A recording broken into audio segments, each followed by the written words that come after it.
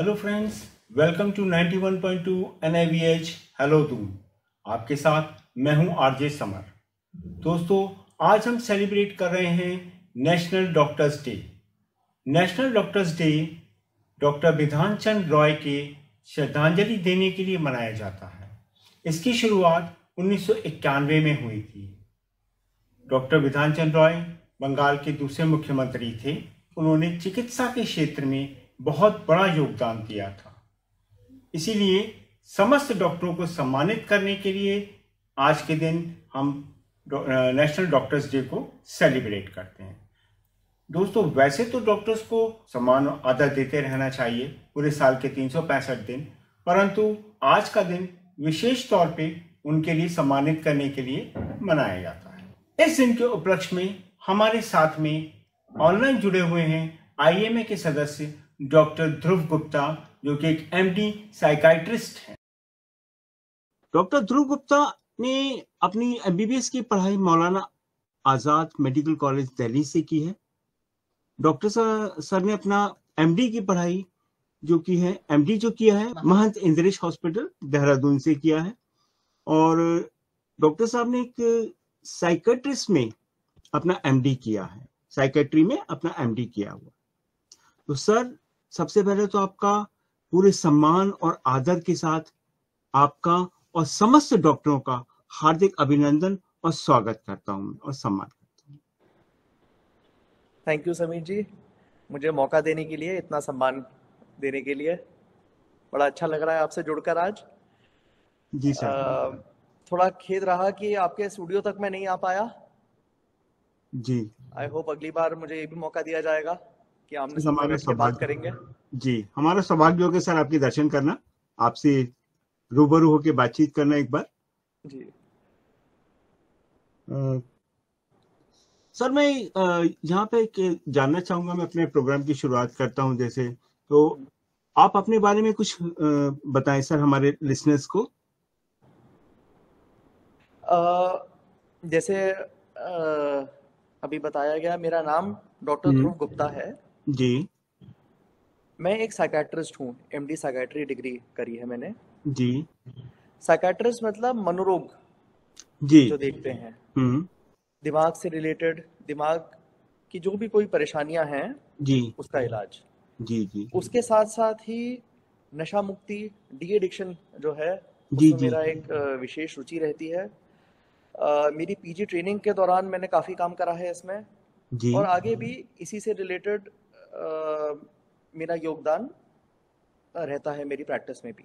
जी। Sir, मैं ये जानना चाहूंगा कि आपका चिकित्सा के क्षेत्र में, और वो भी विशेष तौर पे साइकेट्रिस्ट के उसमें, रुझान कैसे और इसकी प्रेरणा आपको कैसे मिली? समीर जी, ऑनेस्टली अगर मैं बताऊं तो मेरे फादर भी एक मनोचिकित्सक हैं, जी। डॉक्टर विनीत कुमार गुप्ता। अच्छा अच्छा। और पिछले 30 सालों से वो प्रैक्टिस करते आए हैं। जी। अभी भी मैं उन्हीं के साथ ही उन्हीं के क्लिनिक में जॉइंटली काम करता हूँ। ओके। तो बचपन से ही मैं उन्हें देखता था, और एक होता है ना कि आप इंस्पायर हो जाते हो किसी चीज़ को जी बहुत देखकर, एंड आप इंस्पायर होते हो तो आप अपने सारे एफर्ट्स पुट इन करते हो वैसा ही बनने के लिए, उसी चीज़ को अचीव करने के लिए। जी मैंने देखा था मेरे फादर कैसे अपना सारा जी जान लगाकर मरीजों की सेवा में रहते थे। जी कोई मरीज ठीक हो जाता था तो उन्हें कितना अच्छा लगता था। जी तो ये एक सेवा की भावना कहें जी अगर आप, तो वो बचपन से ही मेरे अंदर आई, और इसी चीज़ ने मुझे प्रेरित करा आगे पढ़ाई करने को मेडिसिन जी की, और फिर मरीजों की सेवा, पब्लिक की सेवा जी करने के लिए। जी। सर, आप एक सफल डॉक्टर बन रहे हैं, इसके लिए आपको कितनी मेहनत, कितनी पढ़ाई करनी पड़ी एक डॉक्टर बनने के लिए? एक स्टूडेंट की तरह से यदि मैं बात करूं किसी स्टूडेंट के लिए, तो उस आपको कितने घंटे की पढ़ाई आपने दी, कितनी मेहनत की आपने? देखिए, घंटों का तो अनुमान लगाना बड़ा मुश्किल है। जी जी। मुझे लगता नहीं है किसी भी डॉक्टर से अगर आप पूछेंगे हाँ जी। तो ऐसा कोई शायद कैलकुलेटर हो जो कि उतने मिनट उतने घंटे भी ना गिन पाए जी जितने सर। डॉक्टर ने लगाए हैं अपनी जी सिर्फ डिग्री पाने में। उसके जी। बाद का तो आप अनुमान भी नहीं लगा सकते हैं। जी सर। तो देखिए, किसी के लिए भी अगर कोई डॉक्टर बनने का सोचता है हाँ। तो वो एक डिसीजन बहुत ही अर्ली लाइफ से शुरू हो जाता है, एक अर्ली एडोलेसेंस से स्टार्ट हो जाता है। हम्म। क्योंकि ये जो एंट्रेंस एग्जाम है, जी। जैसे नीट का एंट्रेंस एग्जाम है, हाँ। उसके लिए आपको बहुत पहले से फ्रेम ऑफ माइंड में आना होता है, तभी आप जी। मोटिवेटेड होते हैं उतने घंटे देने के लिए जी। और इतनी सारी चीजों को सैक्रिफाइस करके पढ़ाई करने के लिए। जी। तो मैं अगर अपनी बात करूं तो कहीं ना कहीं क्लास 6-7 से जब से थोड़ा होश संभालते हैं हम, जी। हमें हाँ। पता होता है कि हमारे एम्स गोल्स क्या हैं जी। एंड क्या रियलिस्टिकली हम अचीव कर सकते हैं लाइफ में। जी तो सर। तब से मैंने सोचा कि हाँ मैं डॉक्टर बनूंगा। बहुत अच्छा जैसे सर। मैंने कहा पहले से पढ़ाई शुरू होती है तो एक जी। बेस होना बहुत अच्छा जरूरी होता है। जी। तो और सर, आप 9-10 इंस्पिरेशन करके, आपके साथ में थे ही आपके फादर, जी एक बिल्कुल, इंस्पायर करने के लिए, आपको उस चीज के एग्जैक्टली, लिए मोटिवेट करने के लिए, साथ साथ। जी। जी।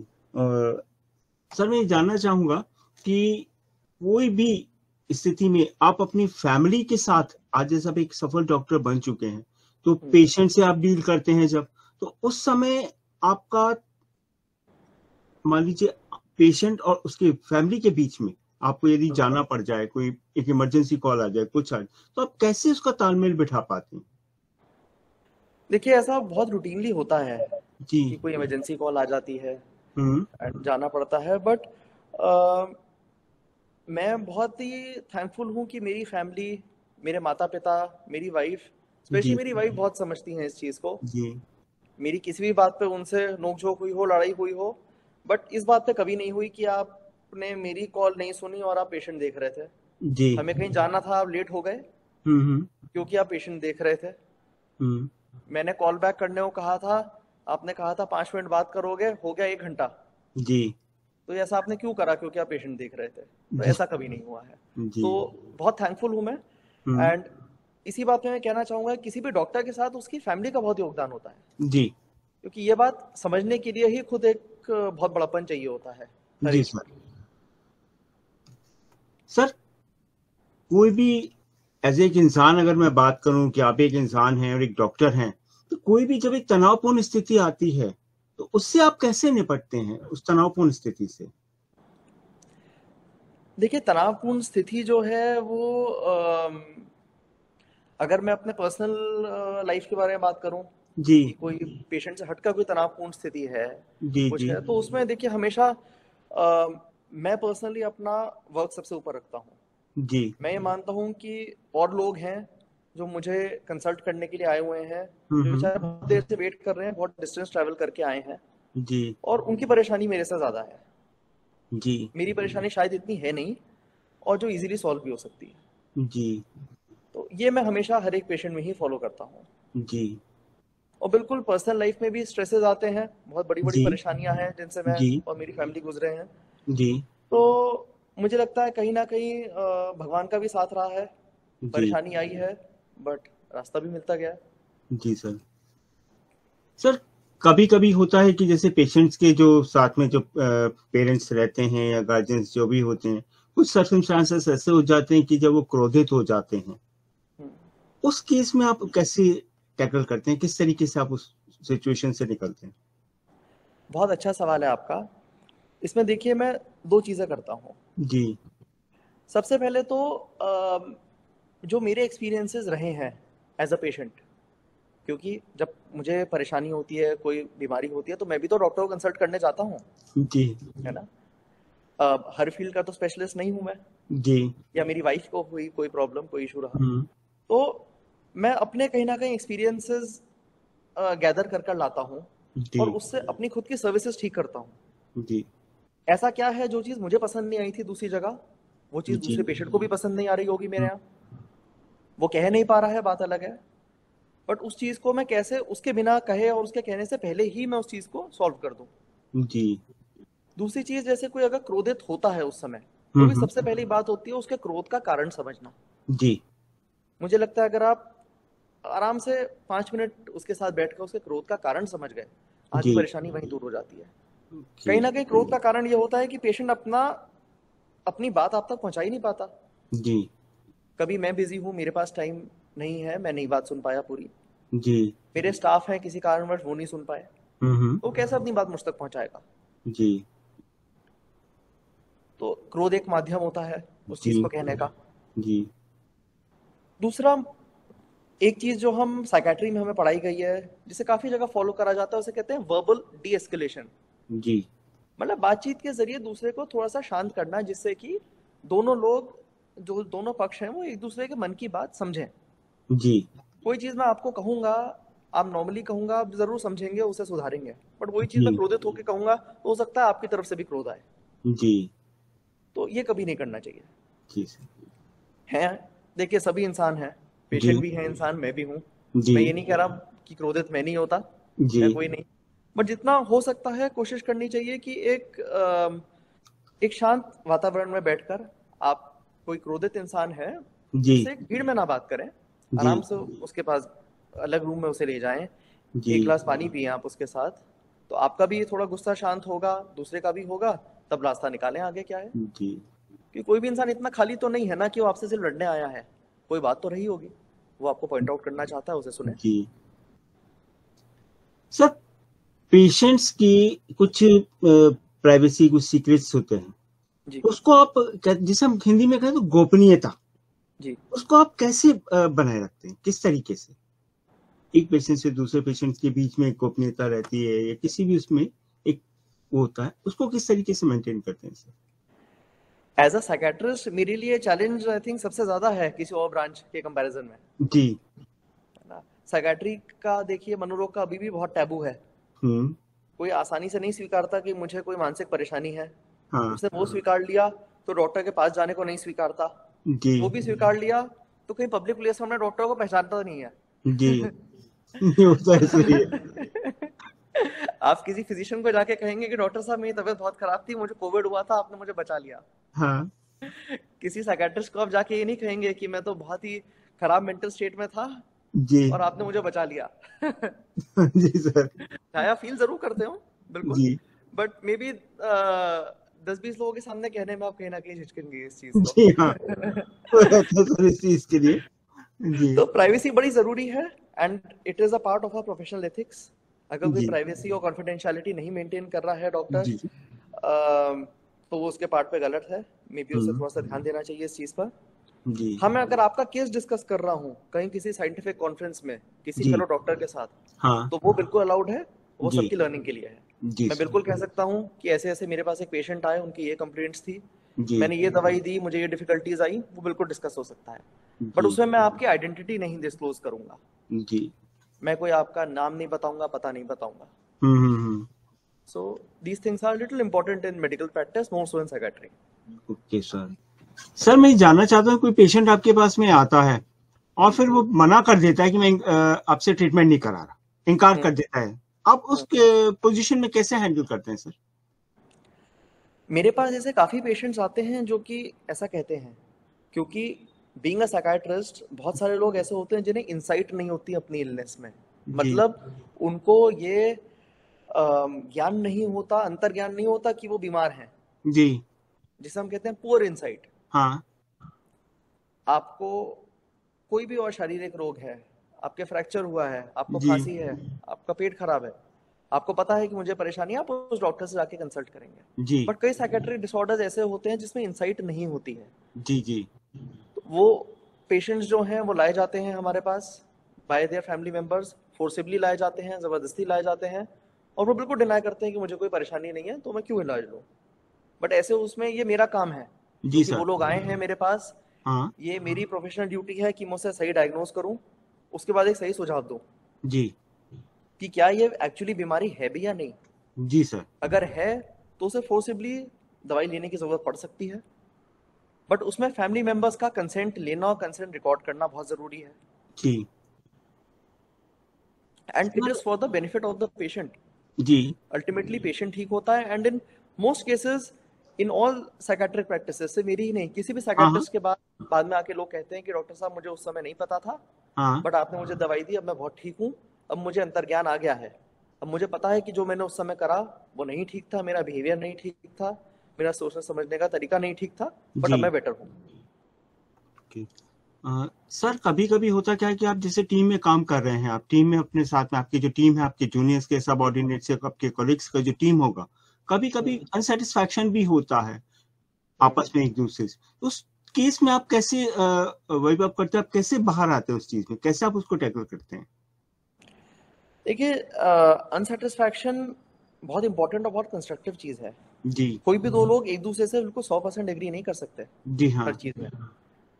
चाहे वो आप हों, आपके माता पिता हों, आपकी जी। पत्नी हो, बच्चे हों, कोई भी हो।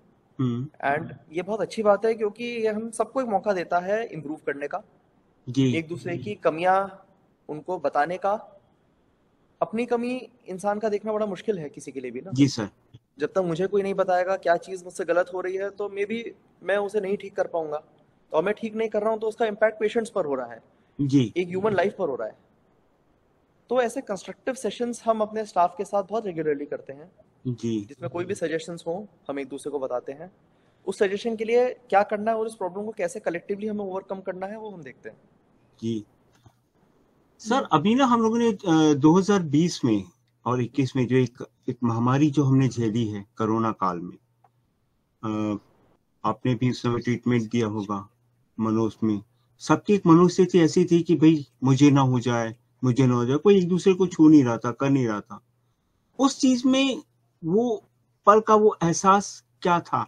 एक कहते हैं ना कि डॉक्टर्स जो जा रहे थे, वो एक पीपी किट बनाई गई थी जिसके अंदर पहले सांस लेके पूरा उसको पहनो, उसके बाद में पेशेंट्स को देखने जाओ।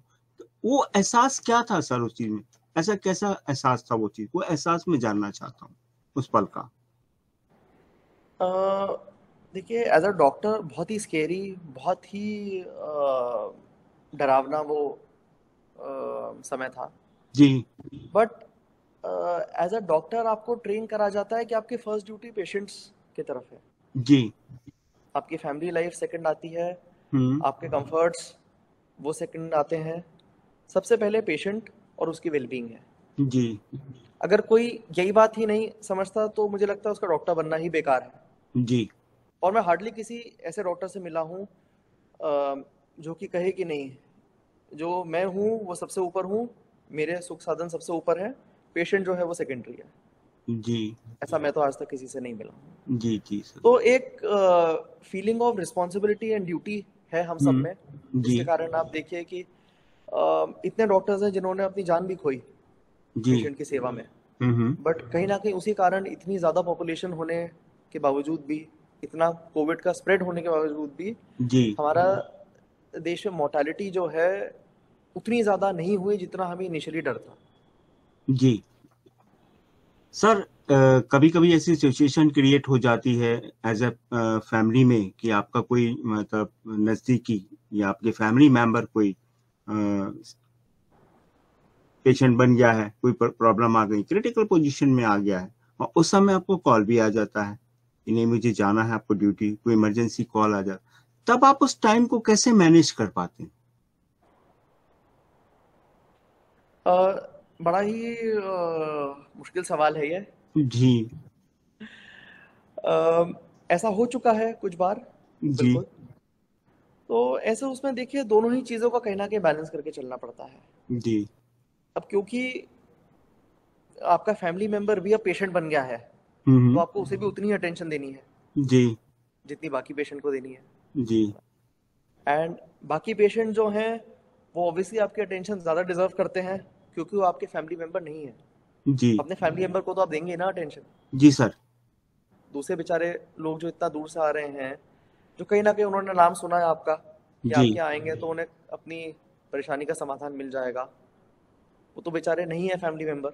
जी। तो बहुत मुश्किल है ये चीज़। और क्या कहूँ मैं मैनेज करना पड़ता है हो जाता है ओके। मैनेज। जी। इसमें मेनली ये है कि फिर जो एक फैमिली मेंबर है वो प्रेसिडेंस पर रहता है, जो पेशेंट्स हैं वो रहते हैं। जी। एंड लाइक ऑलवेज डॉक्टर्स की खुद की हेल्थ, खुद का समय जो है वो बहुत नीचे आ जाता है प्रायोरिटी लिस्ट में जी। But that's okay. रोज ऐसे ही होता है, कोई नई बात नहीं है। सर, आपके पास में अलग अलग पृष्ठभूमि से पेशेंट्स आते हैं जी। उनसे आप किस तरह से संचार कर पाते हैं? अलग अलग तरीके के पेशेंट्स होते हैं, कुछ अपनी परेशानी बता सकते हैं, कुछ नहीं बता सकते हैं। आप कैसे उनको डील करते हैं सर? देखिए, इसमें बहुत ज़रूरी है कि वो इंसान जहाँ से आ रहा है उसका एक सोशो कल्चरल बैकग्राउंड समझना।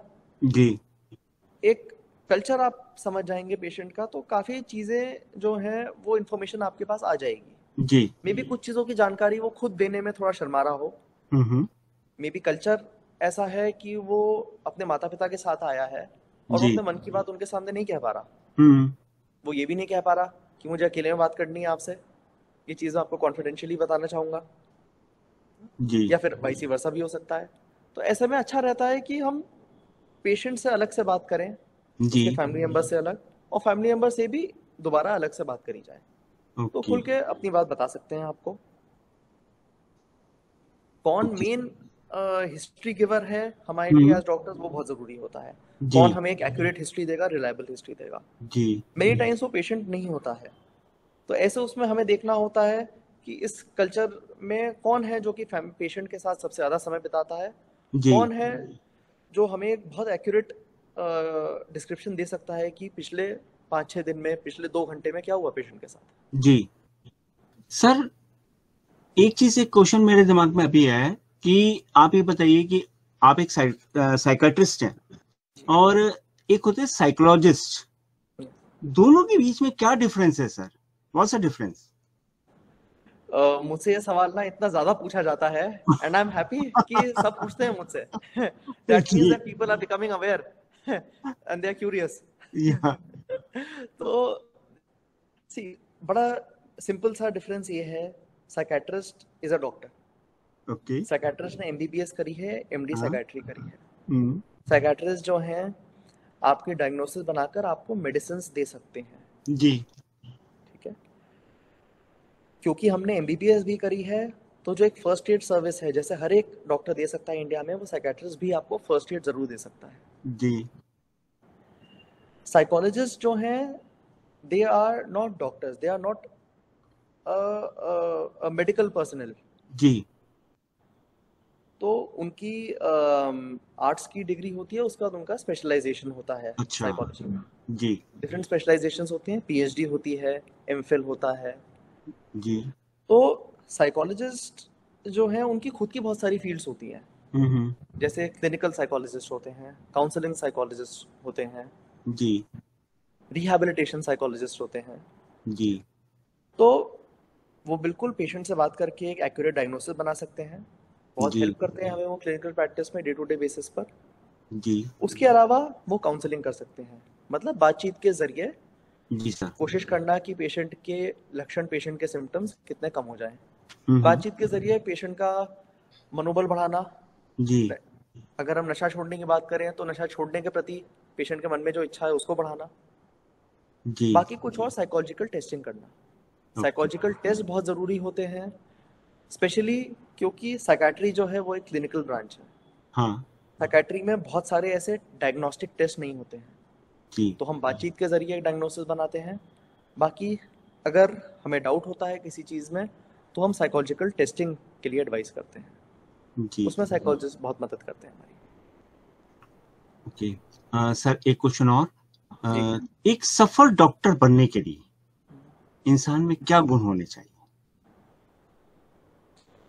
सबसे पहला गुण, जैसे बचपन से ही मैं वो जानना चाहूंगा, जैसे आपने बताया कि 6ठी-7वीं की उम्र से ही एक पढ़ाई के प्रति रुझान वो रहता है, तो उसमें क्या गुण और होने चाहिए? मेरे ख्याल से सबसे पहली चीज़ जो है वो होनी चाहिए सेल्फलेसनेस।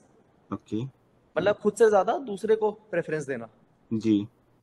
अपनी परेशानी को ना देखकर दूसरे की परेशानी का हल निकालने की कोशिश करना। जी। उसके अलावा एक एम्पैथी होती है। एम्पैथी का मतलब कि आप दूसरे की परेशानी को महसूस कर रहे हैं, जी। आप वो महसूस कर रहे हैं जो वो अपनी कंडीशन में महसूस कर रहा है, जी। और उस हिसाब से उसका फिर दुख समझकर, उसकी परेशानी समझकर आप उसका हल निकालने की कोशिश कर रहे हैं, चाहे वो जी। दवाइयों के माध्यम से हो, चाहे वो काउंसलिंग के माध्यम से हो। या कोई और सर्जिकल प्रोसीजर या कुछ भी हो, क्योंकि जो पेशेंट महसूस कर रहा है वो उसके घर वाले भी शायद नहीं फील कर सकते हैं। जी हम डॉक्टर्स हैं, हमने काफ़ी पढ़ाई करी है, हमारा काफ़ी क्लिनिकल एक्सपोजर रहा है अपनी ट्रेनिंग के दौरान, जी तो हम वो चीज़ एक काफ़ी डेप्थ में और डिटेल में फील कर सकते हैं, जो कि बाकी लोग नहीं कर सकते। जी तो वो बहुत ज़रूरी है। उसके अलावा obviously truthfulness towards your profession, जी हमेशा एक दूसरे की भलाई करने का विचार अपने मन में, जी और हार्ड वर्क तो ज़रूरी है ही। जी सर। बिना हार्ड वर्क के तो आई फील ये कुछ भी नहीं पॉसिबल होगा किसी के लिए भी। एक मेडिकल कॉलेज तक पहुंचना ही पॉसिबल नहीं होगा बिना हार्ड वर्क के। सर आप आईएमए के सदस्य हैं, जी, तो सर थोड़ी सी जानकारी देंगे सर आईएमए के बारे में प्लीज हमारे लिसनर्स को। आईएमए जो है वो है इंडियन मेडिकल एसोसिएशन।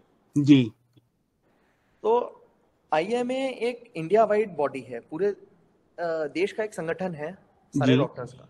हम्म अब आईएमए की बहुत ब्रांचेस हैं, स्टेट ब्रांचेस हैं, जैसे आईएमए उत्तराखंड है, जी सिटी ब्रांचेस हैं जैसे आईएमए देहरादून है। जी तो it is an association, it is not a union. तो ओके हम सब डॉक्टर्स पीरियोडिकली वहाँ पर मिलते हैं। हम्म हमारे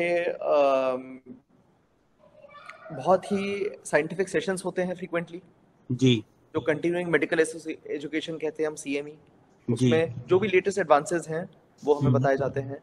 जी केस कॉन्फ्रेंसेस रूटीनली करी जाती हैं डिफिकल्ट केसेस को लेकर। जी कोई भी अपने केस प्रेजेंट कर सकता है, दूसरों की ओपिनियन मांग सकता है उसमें। जी प्लस गवर्नमेंट के साथ जो हमारी कोई अगर प्रॉब्लम रहती है, किसी भी कोई लॉ आ गया है नया, उसको लेकर अगर हमें कोई कंसर्न्स हैं, तो हम अपनी मेडिकल एसोसिएशन में ये चीज़ें उठाते हैं, और एसोसिएशन हमारा पूरा साथ देती है इस चीज़ में। जी सर एक क्वेश्चन और, ये आधुनिकीकरण का जो एक दौर हमारा भी चल रहा है कि आधुनिकीकरण के लिए इसका हमारे जीवन और स्वास्थ्य पर खतरा है, ये तो हम जानते हैं, इसमें किस तरीके से इसको टैकल करें? देखिए, आधुनिकीकरण एक बहुत अच्छी चीज़ भी है जी मेंटल हेल्थ के उसमें, या इन जनरल आप देखिए इन मेडिकल प्रैक्टिस। जी वो हमारे पास अब हर एक के पास एक मोबाइल है, स्मार्टफोन्स हैं। जी इससे फायदा शहर में जो लोग रह रहे हैं उनसे ज्यादा हुआ है जो लोग एक रिमोट एरिया में रह रहे हैं, हम्म जिनके पास एक्सेस टू हेल्थ केयर में भी नहीं है। जी वो दूर से एक डॉक्टर को कंसल्ट कर सकते हैं, हम्म चाहे उन्हें इलाज वहां पे ना मिले। कम से कम वो ये तो जान सकते हैं कि उनकी बीमारी क्या इतनी सीरियस है कि उन्हें 100 किलोमीटर 200 किलोमीटर दूर शहर में आने की जरूरत है। जरूरत है तो जी कब है? क्या मेरी बीमारी इतनी सीरियस है कि मैं गाँव में अपना घर छोड़ के अभी निकलूं, जी या मैं 2 दिन वेट कर सकता हूँ डॉक्टर का परामर्श लेने के लिए, 2 दिन बाद निकल सकता हूँ, या आराम जी से मैं 2-3 महीने बाद भी कंसल्ट कर सकता हूँ। ऐसी कोई बड़ी बात नहीं है। जी कोई पेशेंट अगर हमें कंसल्ट करता है तो अब मोबाइल कैमरा व्हाट्सएप हर एक के पास है। जी कोई पेशेंट दूर बैठा है, मुझको दिखा कर गया है, उसे में भी कोई प्रॉब्लम अभी आ रही है, जी तो मैं उसे कहता हूँ कि आप मुझे चलिए व्हाट्सएप पे फोटो भेज दीजिए। वो कहता है मेरे कहीं सूजन आ रही है पैर में। हम्म कहता हूँ कोई नहीं, आप मुझे फोटो भेजिए, मैं देखता हूँ क्या है, क्या मेरे देखने का है। अगर है तो मैं आपको हो सकता है ज़रूर बुलाऊँ जल्दी। अगर जी नहीं देखने का तो मैं उसे ये तो बता सकता हूँ कि एटलीस्ट आप पास में किसी फिजिशियन को दिखा लीजिए। ये जी वेट मत करिए कि आप जब मुझे 1 महीने बाद मिलने आएंगे तब इसका समाधान निकलेगा। जी तो बहुत सारी चीज़ों का एक इंस्टेंट जो है सोल्यूशन हो जाता है। जी बट आधुनिकीकरण जैसे आप कह रहे हैं उसका एक दूसरा एक फ्लिप साइड भी है। हम्म अगर हम बहुत ज़्यादा गैजेट्स का उपयोग करते हैं तो कहीं ना कहीं हमारी हेल्थ के लिए ठीक नहीं है। जी हम देख रहे हैं कि बहुत बच्चे जो हैं वो आजकल सिर्फ स्क्रीन पर ही रहते हैं। जी उन्हें फिजिकल जो गेम्स हैं वो नहीं खेले जाते उनसे, जी उनको आते भी नहीं है खेलने। जी सर एक इंटरेक्शन फेस टू फेस कैसे करा जाता है दूसरे बच्चों के साथ, हम्म वो नहीं आता। अपने से बड़े अपने से छोटों से कैसे बात करनी है, जी किस तरीके से उनको संबोधित करना है, हम्म वो नहीं आता। तो बिल्कुल एक बैलेंस होना बहुत ज़रूरी है। जी आप और मैं आज इतना दूर होकर भी एक दूसरे से क्लियरली बात कर पा रहे हैं, एक दूसरे को जी देख पा हाँ रहे हैं, आधुनिकीकरण की वजह से ही है। जी बट अगर मैं अपने वेटिंग में बैठे हुए पेशेंट्स को छोड़कर इसी लैपटॉप पर मूवी देखता रहूं पूरे दिन, तो वो जी भी तो ठीक नहीं जी सर। है। तो एक फाइन बैलेंस है आई थिंक हर चीज हाँ, में, जैसे लाइफ में होना एक चाहिए, बैलेंस होना उसमें भी जरूरी होना है। चाहिए। सर आप जैसे अभी अपडेशंस आते हैं इसमें, जो मेडिकल साइंस के अंदर अपने जो अपडेशंस आते हैं, तो आप अपने आप को कैसे अपडेट करते हैं उस चीजों से? अ, नवीनीकरण जिसे हम कहते हैं, नवीनीकरण से आप अपने आप को कैसे अपडेट करते हैं सर? देखिए, न्यूअर चीज़ों से अपडेटेड रहना सिर्फ एक इंटरेस्ट की बात ही नहीं है। जी ये एक मॉरल रिस्पॉन्सिबिलिटी है हमारी अपने पेशेंट्स के लिए। जी अगर कोई पेशेंट मेरे पास आ रहा है तो मैं उसे लेटेस्ट इलाज दूं, बेस्ट इलाज दूं, ना कि कोई 20 साल पुरानी तकनीक से मैं उसका इलाज कर रहा हूँ, जबकि जी बेटर ऑल्टरनेटिव्स हैं आज। जी सर। तो इसके लिए हमारे साइंटिफिक जर्नल्स हैं, वो जी होते हैं। हमारा सभी डॉक्टर्स जो हैं उनके पास सब्सक्राइब होते हैं, घर में मेल में आते हैं वो। जी उसके अलावा ऑनलाइन बहुत इजी है आजकल कोई भी चीज़ एक्सेस करना। ओके। किसी भी चीज़ में नई अगर एडवांसमेंट हुई है, इट जी is available at a click of a button on your hmm. Phone. आपको कहीं जी लाइब्रेरी में जाने की ज़रूरत नहीं है, कोई घर से वो जर्नल मंगवाने की ज़रूरत नहीं है। जी आप फ़ोन पे सारी चीज़ विद इन सेकेंड्स देख सकते हैं। जी उसी के लिए हमारी इंडियन मेडिकल एसोसिएशन, हमारी साइकेट्रिक एसोसिएशंस जी जो सीएमई कराती है, कंटिन्यूइंग मेडिकल एजुकेशन, वो हम्म। बहुत ज़रूरी होती हैं। जी उसमें कोई भी नई दवाइयाँ आती हैं उनके बारे में हमें बताया जाता है, जी कोई और नई तकनीक है उसके बारे में हमें समझाया जाता है। जी तो इसमें बहुत योगदान रहता है आईएमए का। Okay sir. सर कोई ऐसा वाक्या जो आप भूले ना हो, ऐसा कोई आपके इसमें डॉक्टर टाइम टाइम पीरियड में कोई ऐसा आया हो, ऐसा कोई चुनौतीपूर्ण पेशेंट, जिस कह रहा हूं मैं कि कुछ चुनौतीपूर्ण कोई पेशेंट आपके सामने टकराया हो, या कुछ इस तरीके का वाक्य आपके सामने आया जिसे आप ना भूल पाए, उससे आप कैसे उभरे, उस उस पोजीशन से, वो अगर आप बताना चाहें। मुझे याद है कई साल पहले मैं एक शादी में गया था, एक प्रोग्राम चल रहा था वहाँ पर, जी और तभी एक लेडी जो हैं वो एकदम से कोलैप्स कर गई, गिर गई वो। जी किसी को समझ नहीं आया क्या हुआ उनको, कैसे हुआ। हम्म तो लोगों ने चिल्लाना शुरू करा कि कोई डॉक्टर है यहाँ पर। हम्म तो मैंने अपना हाथ उठाया।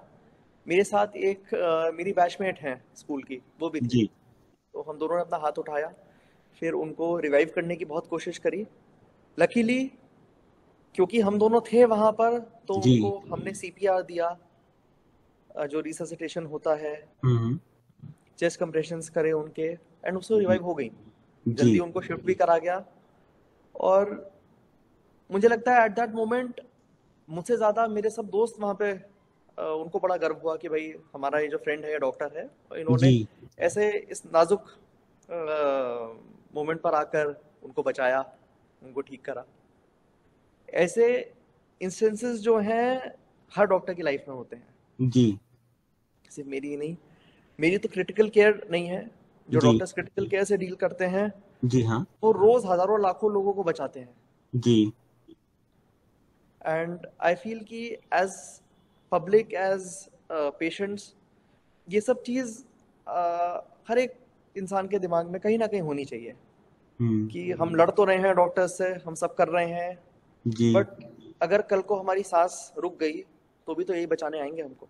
जी और उसमें मेरी बात मानिए, कोई डॉक्टर ऐसा नहीं होगा जो उस समय भी भेदभाव करेगा जी कि नहीं ये पेशेंट मुझसे लड़ा था कुछ टाइम पहले, मैं इसको नहीं बचाऊंगा। जी sir. No one will do that. Okay, बहुत बहुत सर धन्यवाद। आपने आज हमें इतना अच्छा जानकारियां दी, बताया आईएमए के बारे में, और डिफरेंट चीज़ों से आपसे, डिफरेंट टॉपिक्स पे आपसे मेरी बातचीत हुई आज। सर मेरा जो प्रोग्राम है ये विराम की ओर चलता है, तो अंत में क्या आप हमारे सुनने वाले लिसनर्स को कोई जन जागरण के लिए कोई संदेश देना चाहेंगे सर?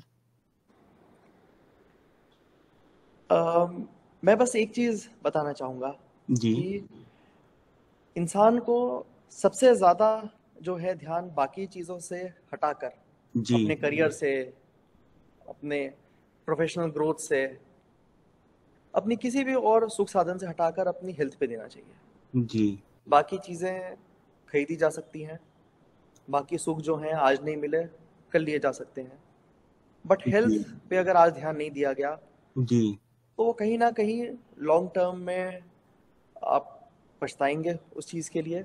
जी और फिर हमारी जैसे जैसे देखिए सोसाइटी आगे बढ़ रही है, जैसे जी हमारी जनरेशन आगे बढ़ रही है, एक जनरल डिटोरेशन हो रहा है हेल्थ पर, जी सर। क्योंकि लोगों के पास इतनी चीज़ें करने को हैं, हेल्थ सबसे नीचे है। जी तो उस पर ज़रूर ध्यान दें, अपनी हेल्थ रिलेटेड किसी भी चीज़ को इग्नोर ना करें। जी घर के आसपास कोई भी आपका डॉक्टर हो, एट द अर्लीस्ट उनसे कंसल्ट कर लें, कहीं दूर नहीं जा पा रहे हैं तो। जी क्योंकि कभी कभी एक छोटे से लक्षण भी जो है एक बड़ी बीमारी का संकेत होता है, और रियलाइज करने से पहले काफ़ी देरी हो जाती है। तो हम कई जाने से बचा सकते हैं, कई लोगों को और स्वस्थ रख सकते हैं। जी। तो सर एक बार फिर आपके साथ आपके हमारे समस्त डॉक्टर्स को मेरा सम्मान और आदर के साथ सादर नमन।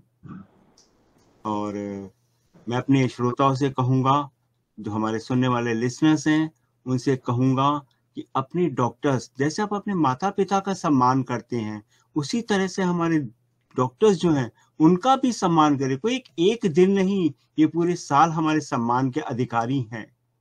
तो सुनते रहिए 91.2 NIVH हेलो दून, जिंदगी के सफर में आपका हम सफर। Thank you, thanks a lot.